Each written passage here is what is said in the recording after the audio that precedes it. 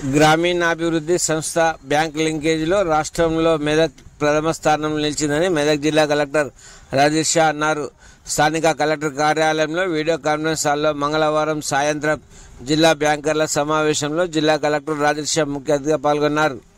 ఈ సందర్భంగా జిల్లా కలెక్టర్ రాజేష్ షా మాట్లాడుతూ 2023 త్రైమాసికానికి సంబంధించి జిల్లా గ్రామీణాభివృద్ధి సంస్థ 100% లక్ష్యం సాధించి రాష్ట్రంలో ప్రథమ స్థానం రావడం జిల్లాకు గర్వకారణమన్నారు. పట్టణాభివృద్ధి సంస్థ కూడా 100% లక్ష్యం సాధించిందన్నారు.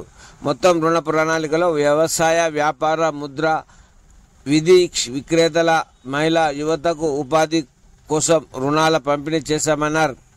మొత్తం రుణ ప్రణాళికలో 3796.28 కోట్ల లక్ష్యానికి గాను 2874.32 కోట్ల లక్ష్యం సాధించి రాష్ట్రంలో ప్రథమ స్థానం రావడం గొప్ప విషయమన్నారు.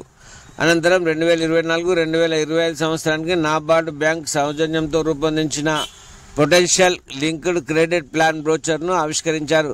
ఈ కార్యక్రమంలో జిల్లా వ్యవసాయాధికారి గోవింద్, మెప్మాపీడి ఇందిరా, జిల్లా ఎస్సీ/ఎస్టీ అభివృద్ధి శాఖ అధికారి విజయలక్ష్మి, జిల్లా lead bank manager PS Murthy, జిల్లా లీడ్ అధికారి Rehman, NABARD DDM Cecil Timothy, SBI regional manager Arun Jyothi, APGVB regional manager Uday Kiran తదితర బ్యాంక్ అధికారులు పాల్గొన్నారు.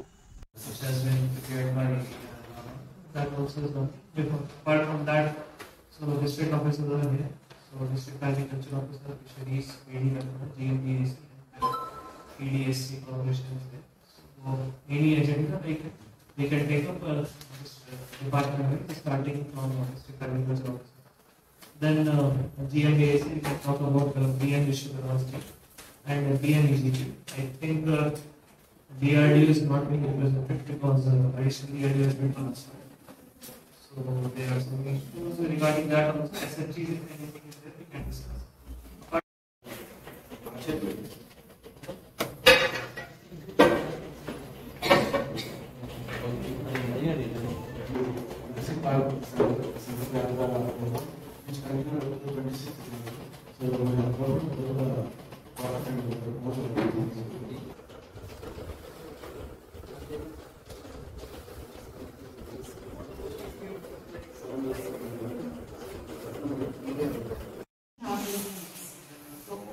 There also we are trying to explore if anything referred by the government officials and AI is a very good source for investment. That we are ready to finance and we have agriculture allocation.